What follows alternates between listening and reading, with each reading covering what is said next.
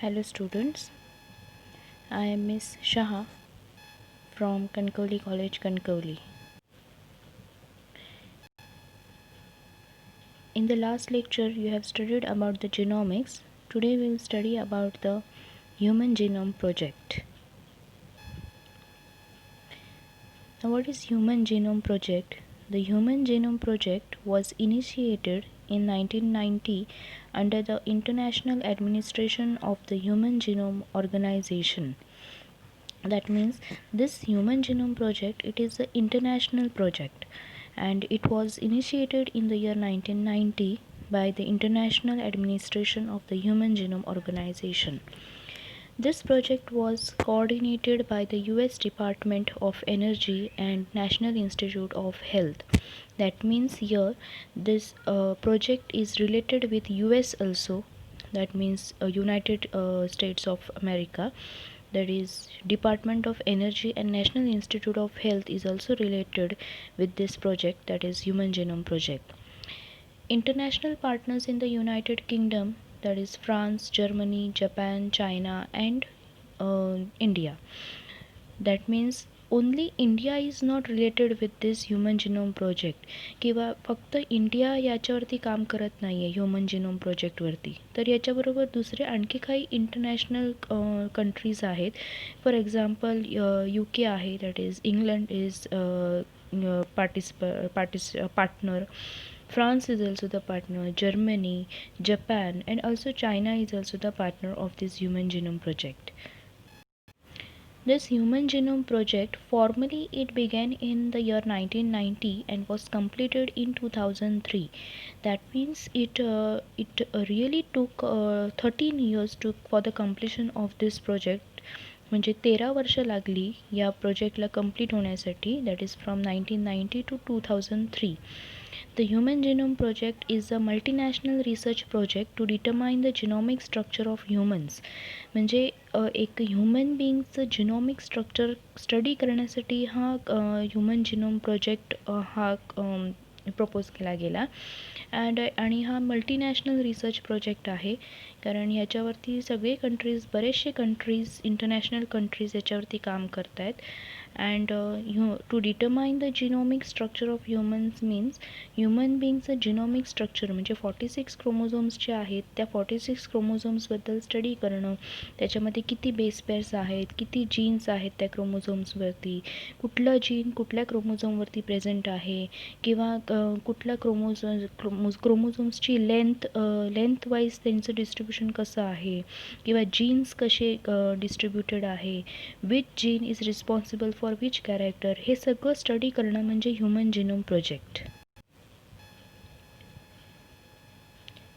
Then next are the aims of human genome project. म्हणजे हे कशासाठी केलं गेलं आहे, ह्युमन जिनोम प्रोजेक्ट जो केला गेला तो कशासाठी, काय कारण आहे. The first one is the mapping the entire human genome at the level of nucleotide sequences. Mapping the entire human genome म्हणजे ह्युमन जिनोम जो आहे तो 46 क्रोमोझोम्सचा आहे आणि त्या 46 क्रोमोझोम्समध्ये जीन्स किती प्रेझेंट आहेत आणि त्या जीन्समध्ये किती न्यूक्लिओटाईड सिक्वेन्सेस प्रेझेंट आहेत. दॅट इज बेस पेअर्स किती प्रेझेंट आहेत. फॉर एक्झाम्पल ॲडिनिन, ग्वॅनिन, सायटोसिन, थायमिन हे जे बेस पेअर्स असतात ते फॉर्म द न्यूक्लिओटाइड्स. दॅट मीन्स आपण DNA स्टडी केलेला आहे, न्यूक्लिओटाईड म्हणजे काय स्टडी केलेलं आहे. सो दिस न्यूक्लिओटाइड्स, त्या न्यूक्लिओटाइड्समध्ये बेस पेअर्स किती प्रेझेंट आहेत त्याचं मॅपिंग केलं गेलं. That is the mapping the entire human genome. Then second is to store the information collected from the project in databases. Means what, जे काही आता मॅपिंग केलं गेलं आहे त्याचं ती इन्फॉर्मेशन स्टोअर केली जाते आणि ती स्टोअर कशामध्ये केली जाते, डेटाबेसेसमध्ये. आणि हे करण्यासाठी इन्फॉर्मेशन स्टोअर करण्यासाठी that is powerful computers are used and also sophisticated softwares were used for storing this information in the databases.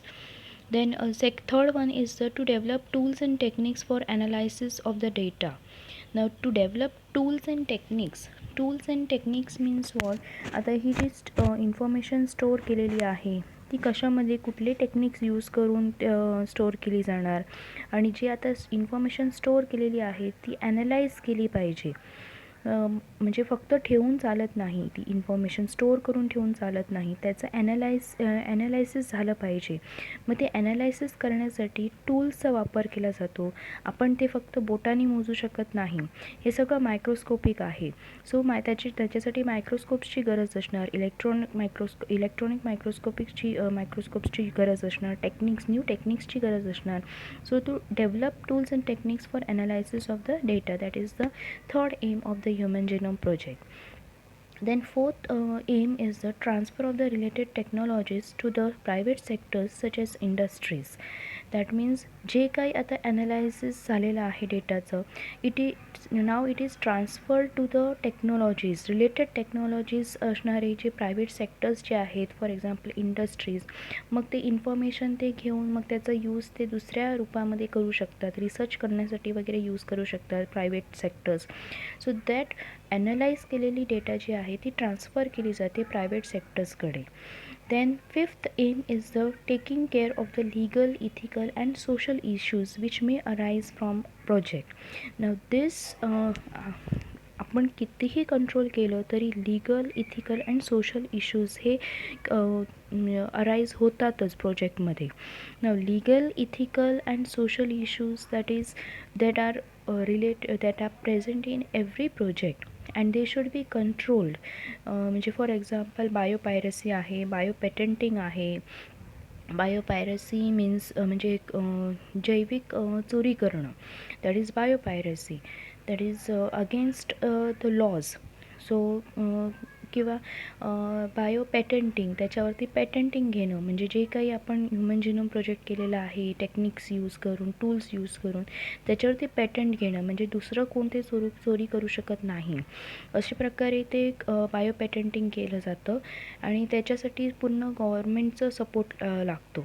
And also the social issues that means the environmental issues जे आहेत, सामाजिक issues जे असतात ते सुद्धा control केले जातात, त्याचीसुद्धा केअर केली जाते.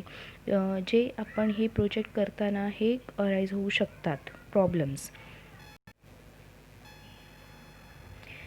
This Human Genome Project was closely associated with the rapid development of a new area in biology called bioinformatics. Human genome project जो आहे तो एक नवीन बायोलॉजीचा जो एक नवीन आपण म्हणू शकतो एक ॲप्लिकेशन आहे, that is called as a bioinformatics. म्हणजे बायोलॉजिकल इन्फॉर्मेशन स्टोअर केली जाते. म्हणजे एक ह्युमन जिनोम प्रोजेक्ट जो आहे, ह्युमनचा जिनोम जो स्टडी केलेला आहे, it is stored in the form of in the new area in biology, new application in biology, that is called as the bioinformatics. As researchers learn more about the functions of genes and proteins, this knowledge will have a major impact in the fields like medicine, biotechnology, and the life sciences. Therefore, Human Genome Project is very important. आता researchers त्याच्यावरती बरंचसं study करत आहेत human genome प्रोजेक्टवरती. त्याच्यावरती जे आपले jeans present आहेत क्रोमोझोम्समध्ये, त्या जीन्सचं फंक्शन काय आहे, त्या कुठलं कॅरेक्टर ते एक्सप्रेस करतात किंवा कुठले जीन्स कुठले प्रोटीन्स एक्सप्रेस करतात, हे सगळं स्टडी केलं जातं आहे. आणि हे सगळं स्टडी जे आहे ते कशामध्ये उपयोगात आणलं जाऊ शकतं, तर मेडिसिन्स जे तयार केले जातात त्याच्यासाठी उपयोगी पडू शकतं. बायोटेक्नॉलॉजिकल मेथड्स जे आहेत किंवा ट्रान्सजेनिक म्हणजे जीन थेरपी किंवा रिकॉम्बिनंट DNA टेक्नॉलॉजी यूज करून जे ऑर्गॅनिझम्स तयार केले जातात, दॅट इज जीन ट्रान्सफर करून, दॅट इज बायोटेक्नॉलॉजिकल मेथड्स, त्याच्यामध्ये उपयोगी पडू शकतं.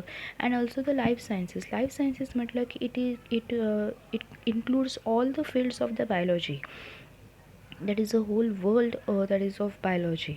So that is the life science. So म्हणून ह्युमन जिनोम प्रोजेक्ट जो आहे तो इम्पॉर्टंट आहे. So this study human genome project जो स्टडी जो आहे it can be used in different ways in different fields. The project was also aimed to sequence the genomes of several other organisms such as bacteria, example E. coli, that is Escherichia coli, Canorhabditis elegans, that is a free living non pathogenic nematode. हे ह्या ऑर्गॅनिझम्सचं, ह्या बॅक्टेरियाचं स्टडीसुद्धा केलं गेलं, म्हणजे त्यांचं जेनोमसुद्धा study केला गेला. म्हणजे त्यांच्यामध्ये जीन्स किती आहेत, त्यांच्यामध्ये क्रोमोझोम्स किती आहेत, जीन्स किती आहेत, त्यांच्या जीन्समध्ये बेस पेअर्स किती आहेत, हे सगळं स्टडी केलं गेलं ह्युमन जिनोम प्रोजेक्टमध्ये. देन ह्युमन जिनोम प्रोजेक्ट जो आहे that is Saccharomyces cerevisiae, that is yeast. म्हणजे Saccharomyces cerevisiae is the scientific name of yeast, that is a fungus. Drosophila, that is Drosophila melanogaster, that is a fruit fly. Plants also, that is rice and Arabidopsis. And Arabidopsis जी आहे ते it is a species of the Brassicaceae family. म्हणजे मोहरी जी आपण म्हणतो, फोडणी देण्यासाठी आपण जी मोहरी वापरतो त्याची एक स्पीसीस आहे ही.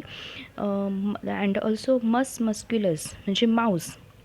तर musculus is the scientific name of the mouse. So ह्या सगळ्यांचं सुद्धा स्टडी केलं गेलं, त्यांचं त्यांचं जिनोमसुद्धा स्टडी केला गेला या सगळ्या ऑर्गॅनिझम्सचा. And it was compared with the human genome. म्हणजे त्यांच्यामध्ये जीन्स किती आहेत, या ऑर्गॅनिझम्समध्ये क्रोमोझोम्स किती आहेत, त्यांचे बेस पेअर्स किती आहेत जीन्समध्ये, हे सगळं स्टडी केलं गेलं. कुठला जीन कुठलं कॅरेक्टर एक्सप्रेस करतो हे सगळं त्यांच्या बॉडीमध्ये सुद्धा, या ऑर्गॅनिझम्सच्या बॉडीमध्ये सुद्धा स्टडी केलं गेलं. Complete genome sequences of this model organisms will be useful for comparative studies that will allow researchers to study gene functions in this organisms. म्हणजे या ऑर्गॅनिझमचं स्टडी कशासाठी केलं गेलं, कंप्लीट जिनोम्स सिक्वेन्सेस त्यांच्या बॉडीमध्ये स्टडी केलं गेलं. कशासाठी, तर कम्पेअर करण्यासाठी, दुसऱ्या ऑर्गॅनिझम्स बरोबर कंपॅरिझन करण्यासाठी. म्हणजे फॉर एक्झाम्पल माऊस जो आहे, Mouse and human beings, they are 90% they are related with one another. तर दोघांचेही, माऊस आणि ह्युमन बींगचे कॅरेक्टर्स 90% सिमिलर असतात. सो दे आर कम्पॅरिझन त्यांचं केलं जातं. हे कम्पॅरिझन करण्यासाठी या ऑर्गॅनिझम्सचं जिनोम सिक्वेन्सेस त्यांच्या बॉडीमध्ये कसे आहेत हे स्टडी केलं गेलं. Now you can see here, this is the chart. This chart is present in your textbook also. Now this chart shows the organisms, then chromosome number, estimated gene number and estimated size, that is in the form of base pairs. Now for example, first is the human being, scientific name is the Homo sapiens. Now chromosome number of human beings is 46 and genes present in human beings are 33,000. म्हणजे 33,000 genes जे आहेत now till now they are estimated. हा जो number जो आहे 33,000, this is the till now estimated gene number in the human beings. आणि base pairs जे आहेत ते 3 बिलियन आहेत. देन सेकंड इज द माऊसमध्ये that is the chromosome number is 40 and estimated gene number is 25,000. Now हे जवळपास आहे human बींग्सच्या, दॅट इज ह्युमन बींग्समध्ये 33,000 जीन्स आहेत अँड माऊसमध्ये 25,000 आहेत. Then base pairs they are present, that is 2.9 billion base pairs are present. So in this way, जसं human beings, माऊसचं त्यांनी chromosome number, gene number and also base pair number दिलेले आहेत, तसे पुढेही त्यांनी नंबर ऑफ ऑर्गॅनिझम्स दिलेले आहेत. Fruit fly that is Drosophila, प्लांट्सचं दिलेलं आहे, राऊंडवर्म दिलेलं आहे, ईस्ट दिलेलं आहे दॅट इज अ फंगस, बॅक्टेरियाचं सुद्धा दिलेलं आहे that is Escherichia coli. So these are the chromosome number, gene number and base pairs. You can compare these numbers and ह्या सगळ्यांमध्ये आपण कंपॅरिझन करू शकतो.